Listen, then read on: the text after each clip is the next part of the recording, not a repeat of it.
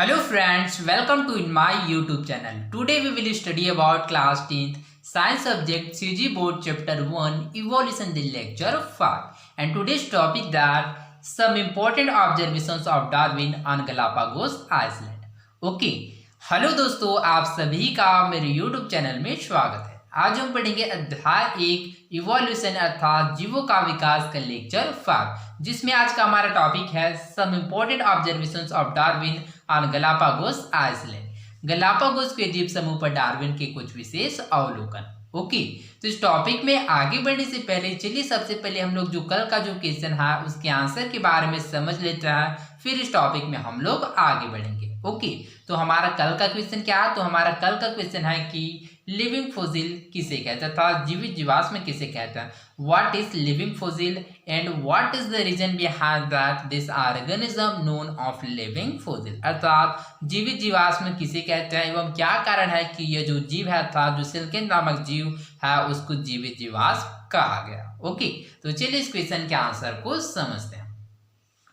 Living fossil या जीवित जीवाश्म, ऐसे जीव जिसका विकास होना रुक गया हो, ऐसे जीव को जीवित जीवाश्म या लिविंग फोसिल कहते हैं। लिविंग फोसिल किसे कहते हैं? तो इसमें आप लोग याद रखिएगा कि ऐसे जीव जिसका विकास होना रुक गया हो, ऐसे जीव को जीवित जीवाश्म या लिविंग फोसिल कहते हैं। ओके, तो आई होप आप लोगों को इस क्वेश्चन का आंसर समझ आया होगा, समझ आ गया होगा कि किस कारण से ये जो सिल्केन नामक जो जीव है उसको जीवित जीवाश्म कहा गया। इसको जीवित जीवाश्म क्यों कहा गया? क्योंकि इस जीव में क्या है, बहुत ही लंबे समय तक कोई भी परिवर्तन नहीं हो रहा था, अर्थात इस जीव में क्या है, जीव का विकास होना रुक गया था, जिसकी वजह से जो सिल्केन नामक जो जीव है इसको लिविंग फोसिल अर्थात जीवित जीवाश्म कहा गया। ओके, तो आई होप आप लोगों को इस क्वेश्चन का आंसर समझ आया होगा। तो बिना देर किए चलिए बढ़ते हमारे आज के टॉपिक में। हमारा आज का टॉपिक है some important observations of Darwin on Galapagos island. Galapagos के द्वीप समूह पर डार्विन के कुछ विशेष अवलोकन। ओके, तो इस टॉपिक पे हम लोग जानने वाले हैं कि जब डार्विन क्या है गलापागोस के द्वीप समूह पर पहुंचा तो उन्होंने क्या है बहुत सारे ऑब्जर्वेशन अर्थात बहुत सारे अवलोकन किया। तो इसके बारे में हम लोगों ने जानेंगे कि डार्विन ने जो गलापागोस के द्वीप समूह पर क्या क्या अवलोकन किया। Okay, Darwin collected fossils and several specimens of organisms that he found on Galapagos. Galapagos के जो गलापागोस में डार्विन को क्या है तथ्य के रूप में कई प्रकार के जीवाश्म मिले था, जीवों के अवशेष मिले। Okay, what do you think fossil help us to study about? Okay, तो जीवाश्म के अध्ययन से हम क्या पता लगा सकते हैं? ओके, तो जीवाश्म के अध्ययन से क्या हम लोग किसी भी जीवों के बारे में जानकारी प्राप्त कर सकते हैं। कैसे? तो चलिए हम लोग इसको एग्जाम्पल के द्वारा समझते हैं। जैसे कि हम लोगों ने डायनासोर्स के बारे में जाना था कि dinosaur is a very long time that is present in all over the world, अर्थात डायनासोर्स क्या हुआ पृथ्वी पर बहुत ही लंबे समय तक विद्यमान थे, लगभग 2000 to 600 लाख ईयर्स एगो। अर्थात इस प्रकार से हम लोग कह सकते हैं कि डार्विन क्या पृथ्वी पर बहुत ही लंबे समय तक विद्यमान थे। ओके, तो उसके बारे में लोगों ने किस प्रकार से पता किया कि जो प्राचीन समय में जो डायनासोर थे वह उपस्थित है, वो किसके द्वारा फाइंड किया? तो वह उसके जीवाश्म अर्थात उसके जीवों के अवशेष के द्वारा, अर्थात जीवों के अवशेष के द्वारा क्या है उसका पहचान किया गया कि प्राचीन समय में जो प्राचीन समय में जो डायनासोर है वह पृथ्वी पर बहुत ही लंबे समय तक विद्यमान थे। अर्थात इस प्रकार से हम लोग कह सकते हैं कि जीवाश्म के अध्ययन से हम लोग किसी भी जीवों के बारे में बहुत सारी जानकारी प्राप्त कर सकते हैं, अर्थात उस जीवों के बारे में जानकारी प्राप्त कर सकते हैं। Okay, the species and fossil helped him to study and compare forms of present organism with those of the past. As for example, he observed that armadillo of the past were larger in size than those of the present, see figure 6. यहाँ के okay, तो Darwin ने जब क्या है Galapagos के द्वीप समूह पर पहुंचा तो क्या उन्होंने बहुत सारे जीवों का अध्ययन किया। ओके, तो यहाँ के वर्मी अर्थात आर्मेडिलो, ओके, तो उन्होंने क्या है आर्मेडिलो का अध्ययन किया। जैसे कि एग्जांपल की उन्होंने क्या है आर्मेडिलो का अध्ययन किया। तो यहाँ के आर्मेडिलो का जीवाश्म यह दर्शा रहा था कि जो पूर्व की वर्मी अर्थात जो प्राचीन समय में उपस्थित जो वर्मी, ओके, तो उसी को आर्मेडिलो भी कहते हैं। ओके, तो जो प्राचीन समय में उसके जो आर्मेडिलो थे वो काफी बड़े थे, जबकि जो उस समय में उपस्थित जो डार्विन ने उस वर्मियों का अध्ययन किया था वह आकार में काफी छोटे थे। ओके, सी फिगर 6। ओके, तो चलिए इसको हम लोग चित्र के माध्यम से समझते हैं। Figure 6 ancient and present armadillo. Okay, तो जैसे कि इस चित्र में हम लोग देख सकते हैं कि यहाँ पर प्रदर्शित है ancient and present armadillo. Okay, तो ये जो यहाँ पर जो ई में चित्र जो दिया गया है वह क्या है, एंशिएंट आर्मेडिलो अर्थात प्राचीन समय का आर्मेडिलो है।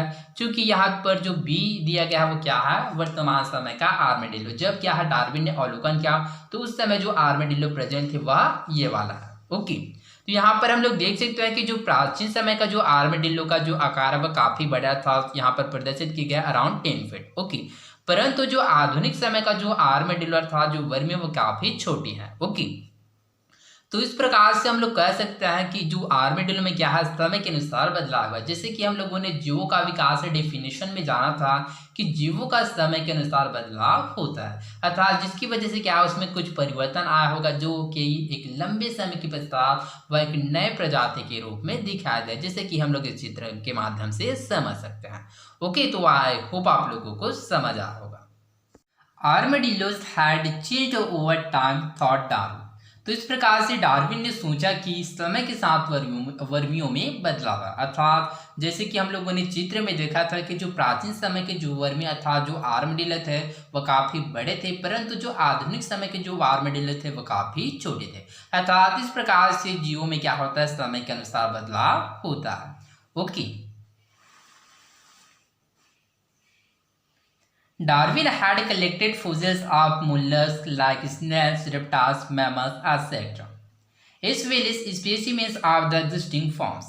Fossils are important as they often provide evidence of mutual relationship between organisms of the past and the present as well as between organisms present now.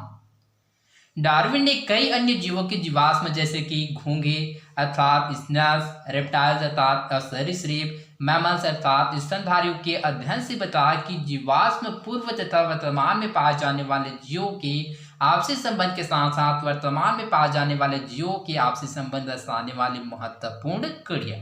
अर्थात जो पुराने समय में उपस्थित जो जीव होता है एवं आधुनिक समय में उपस्थित जीव है उनमें क्या होता है, आपसी संबंध होता है, अर्थात उसमें म्यूचुअल रिलेशनशिप होता है। कैसे, तो चलिए इसको हम लोग समझते हैं कि उस जीव में म्यूचुअल रिलेशनशिप अर्थात आपसी संबंध क्यों होता है। ओके, जैसे कि हम लोगों ने अभी उदाहरण देखा था कि आर्मेडिलो का, तो आर्मेडिलो क्या था कि प्राचीन समय में उपस्थित जो आर्मेडिलो थे वो काफी बड़े थे, परंतु जो आधुनिक समय में उपस्थित जो आर्मेडिलो थे वो काफी छोटे हैं। अर्थात इस प्रकार से हम लोग कह सकते हैं इन दोनों में क्या होता है, उसमें म्यूचुअल रिलेशनशिप अर्थात उसमें आपसी संबंध है। क्यों, क्योंकि जीव में क्या होता है कुछ थोड़े बहुत चेंज हुआ होगा जिसकी वजह से एक लंबे समय के पश्चात एक नए प्रजाति के रूप में दिखाया जाए। ओके, इस प्रकार से हम लोग कह सकते हैं कि जो जीवों का जो उत्पत्ति होता है वह समान पूर्वज से होता है, जो कि एक लंबे समय के पश्चात वह एक नए प्रजाति के रूप में दिखाया जाता है, जिसकी वजह से उसमें क्या होता है, आपसी संबंध अर्थात म्यूचुअल रिलेशनशिप होता है।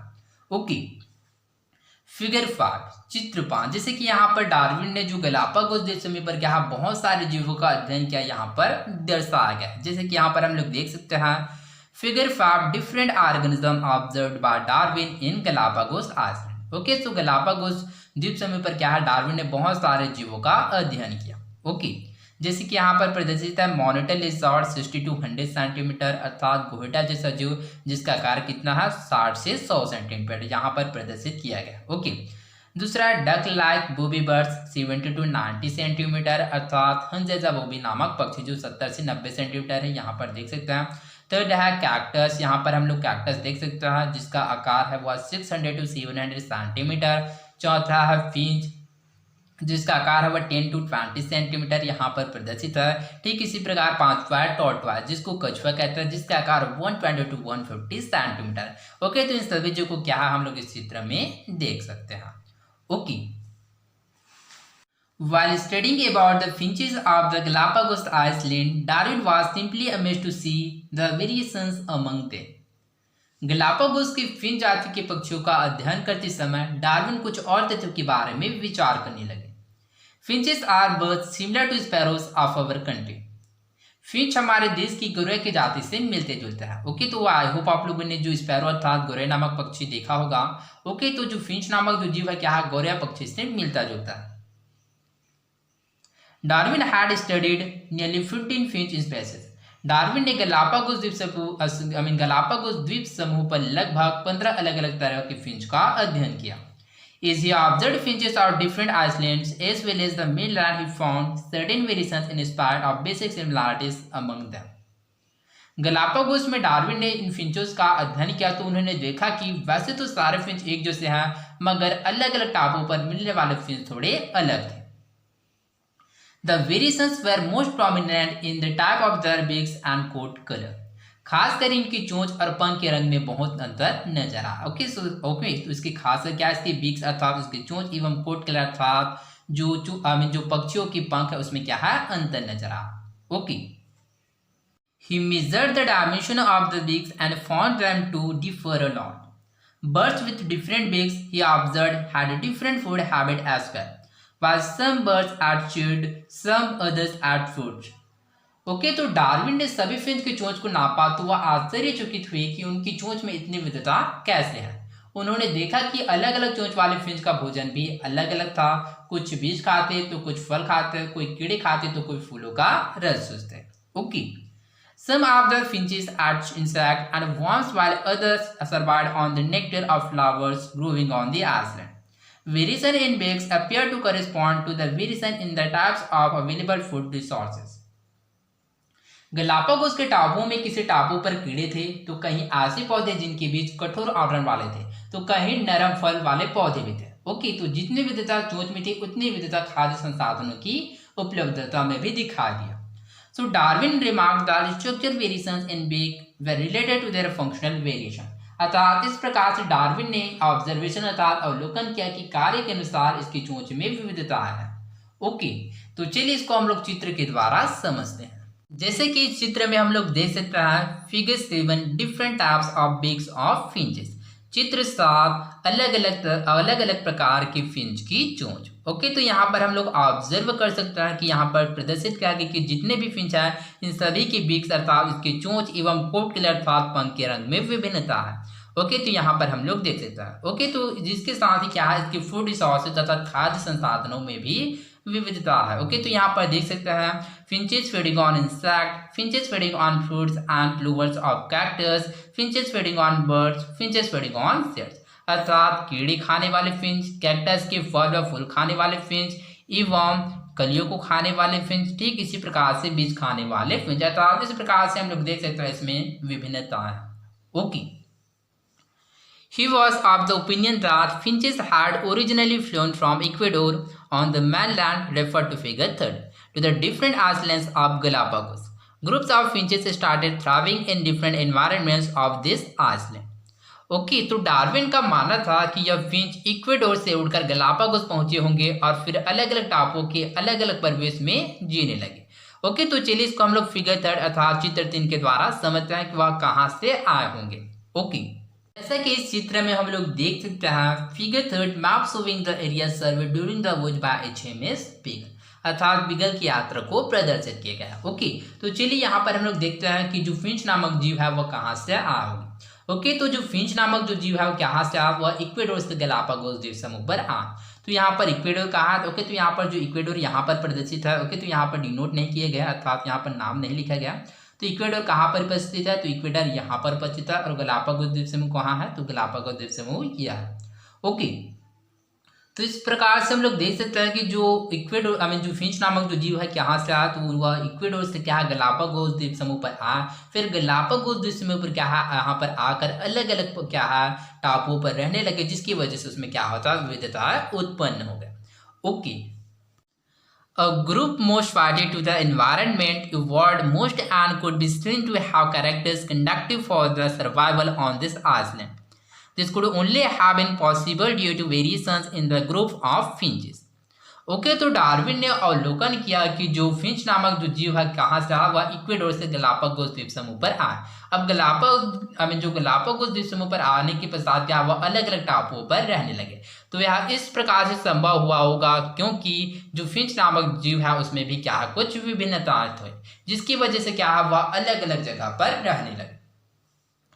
The development of different communities of finches surviving on different islands of Galapagos from a community that had originally come from Ecuador showed that period finches originated from an apparently similar group. Okay, तो इस प्रकार से यह इस प्रकार से possible हुआ था, इस प्रकार से संभव हुआ होगा कि जो फिंच नामक जो जीव है उसमें विविधता है, जिसकी वजह से वह गलापागोस द्वीप के अलग अलग आइलैंड अर्थात अलग अलग द्वीप समूह पर रहने लगे, जिसकी वजह से क्या है समय के अनुसार उसमें और विविधता आ गई। Okay, finches with prominently visible variation in type of beak were related and had the same origin. Such characters as the type of beak in finches, which had diversified structurally and functionally from the same original type, are called as homologous character. Okay, तो इस प्रकार से Darwin ने अवलोकन किया कि एक जैसे चोंच वाले पूर्वजों से कार्य के अनुसार फिंचों की चोंच में विविधता सजातीय लक्षण अर्थात होमोलोगस कैरेक्टर्स था। ओके, कैसे, तो चलिए इसको हम लोग चित्र के माध्यम से समझते हैं।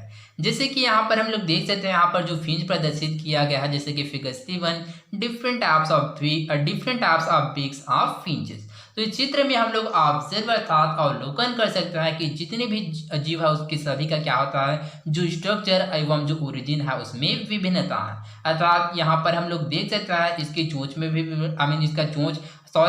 इसका जो चोंच एवं क्या है जो स्ट्रक्चर है इसमें समानता है, परंतु इसके जो फूड रिसोर्सेज अर्थात खाद्य संसाधन में विभिन्नता है। अर्थात इसके जो कार्य में क्या होता है विभिन्नता है, परंतु इसका जो ओरिजिन है वह तो समानता है। ओके, तो इस प्रकार से डार्विन ने इसको होमोलोगस कैरेक्टर्स अर्थात सजातीय लक्षण कहा। Darwin had considered this as very strong evidence for evolution. तो इस प्रकार से डार्विन ने इसको एक महत्वपूर्ण प्रमाण माना। Let us observe some characters first in plants and then in animals to find out more about homologous characters. सजातीय लक्षण क्या है, आइए इसका अवलोकन एक क्रियाकलाप से करें। ओके, तो इस क्वेश्चन तो आप लोगों के लिए क्वेश्चन है। ओके, तो इस क्वेश्चन का आंसर आप लोग कमेंट बॉक्स में बताएगा। ओके, तो क्वेश्चन क्या है, तो क्वेश्चन है व्हाट इज होमोलोगस कैरेक्टर्स अर्थात होमोलोगस कैरेक्टर्स किसे कहते हैं। ओके, तो इसके पश्चात इस क्वेश्चन का आंसर हम लोग अगले लेक्चर में डिस्कस करेंगे। ओके, तो आई होप आप लोगों को समझ आया होगा कि गलापागोस के द्वीप समूह पर डार्विन ने क्या क्या अवलोकन किया। ओके, तो आज के लिए बस इतना ही, मिलते हैं अगले वीडियो में, धन्यवाद।